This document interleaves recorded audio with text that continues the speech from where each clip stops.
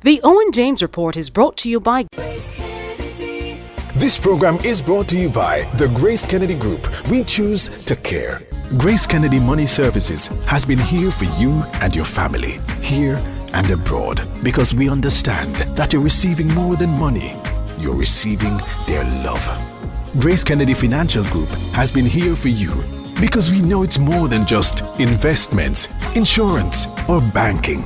It's about security and creating a path to realizing your dreams. For 90 years, honesty, integrity, and trust. The Grace Kennedy Group, we choose to care.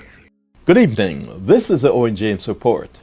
President of the Jamaica Public Service Company Limited, Kelly Tomlin, says the company stands to suffer financially following a Supreme Court ruling against the exclusivity of its license. I spoke with her in an exclusive interview yesterday. What's the implication of this ruling on your financials? Well, obviously, and we've made no secret of the fact that JPS is facing significant financial challenges this year based on a couple of things. The first of one is the overall economy and the downward pressure on downward pressure on sales. We have less sales due to decreased, as we've seen, decreased activity. We have downward pressure based on price. So we have that downward pressure on sales, which is impacting our financials. I mentioned another one, that this year we're dealing with a target loss of 17.5%. To the extent we don't make that, we are penalized by the OUR.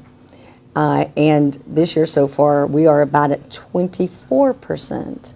Developer of the bankrupt Palmyra Resort, Bob Trotter, said on July 25 this year that he had a fully funded plan for the completion of the Palmyra project, which he intended to carry out with the cooperation of both National Commercial Bank and Royal Bank of Canada, Jamaica, and threatened legal action if a resolution wasn't reached soon. I asked NCB's Managing Director Patrick Hilton what was the situation with the Palmyra debt, which has weighed heavily on NCB's bad debt portfolio for over 2 years. Hilton, the consummate banker, answered thus.